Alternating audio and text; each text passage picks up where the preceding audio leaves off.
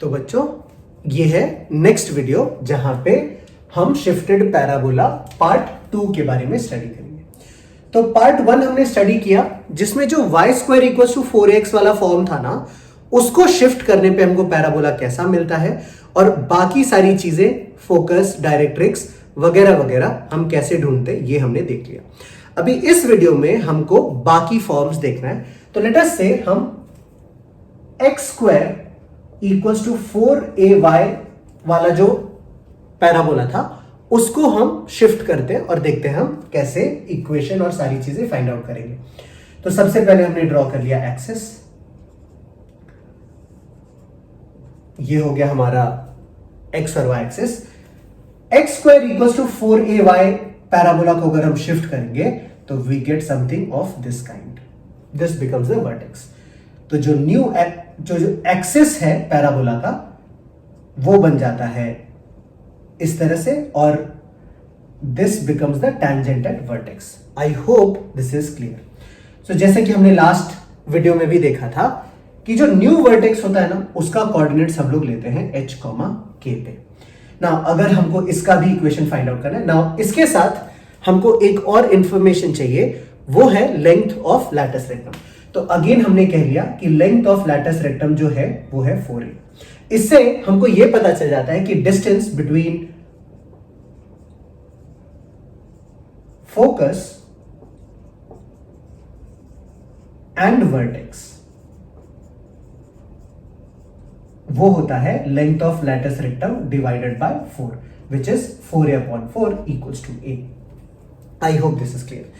तो base form अगर ये है तो इस शिफ्टेड पैराबोला का इक्वेशन लिखना बहुत ही आसान है। हम क्या करेंगे, x minus h, x minus vertex का x कोऑर्डिनेट का हमने कर दिया square equals to 4a into y minus k। I hope this is clear students. तो अब इस तरह के कोई भी शिफ्टेड पैराबोला का अगर इक्वेशन हमको लिखना होगा तो हम बहुत ही आराम से, बहुत ही इजीली लिख सकते हैं। ना फर्दर हमको अभी मार्क करना है हमारा फोकस। तो हमने फोकस मार्क कर दिया यहां पे। तो फोकस और वर्टेक्स के बीच का डिस्टेंस हमने ऑलरेडी डिस्कस किया है, वो a हो जाता है।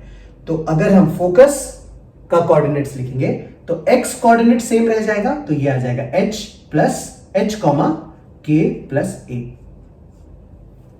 This is clear. नाउ इसके बाद हम ends of latus rectum find out कर सकते हैं। तो ये डिस्टेंस बेसिकली है 2a। तो इसमें x की जो वैल्यू है ना वो 2a से लेस हो जाएगी। इसको हमने कहा मान लो L1 और इसको हमने कहा L2। तो L1 का कोऑर्डिनेट्स मैं यहां पे सेपरेटली लिख रहा हूं सो दैट डायग्राम जो है वो क्लियरली विजिबल रहे, क्लियरली हम देख पाए। तो L1 का कोऑर्डिनेट्स आ जाएगा h प्लस 2a और y कोऑर्डिनेट जो होगा वो सेम हो जाएगा फोकस के, जो कि है k प्लस a। तो ये हो गया L1 का कोऑर्डिनेट्स। सिमिलरली अगर हम L2 का कोऑर्डिनेट्स देखना चाहते हैं तो ये हो जाएगा h माइनस 2a और y कोऑर्डिनेट तो सेम रहेगा, तो ये हो जाएगा k प्लस a। तो हमने L1 L2 ढूंढ लिया, फोकस ढूंढ लिया। फोकस को भी हम लिस्ट कर लेते हैं स्टूडेंट्स। फोकस हो जाएगा हमारा h, k प्लस a। अब बाकी रह गया हमारे पास डायरेक्ट्रिक्स और एक्सिस। तो क्लियरली ये है हमारा axis and this is a line जो कि पैरेलल टू y एक्सिस है।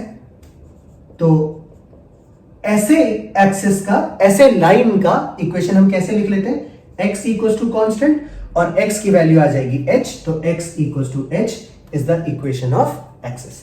एंड लास्ट हम डायरेक्ट्रिक्स लिख लेते हैं। तो यहीं पे लिख लेते हैं डायरेक्ट्रिक्स स्टूडेंट्स।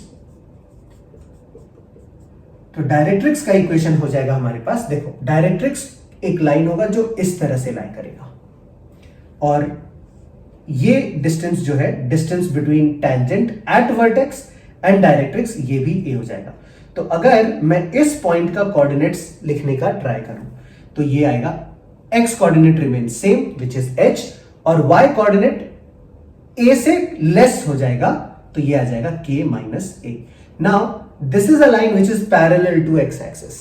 तो x एक्सिस के पैरेलल जो लाइन होता है उसको हम लिखते हैं y इक्वल्स टू कांस्टेंट। तो ये हो जाएगा y equals to k minus a and that is the equation of directrix students. तो इस तरह से बहुत ही इजीली हमने सारी चीजें फाइंड आउट कर ली स्टूडेंट्स। तो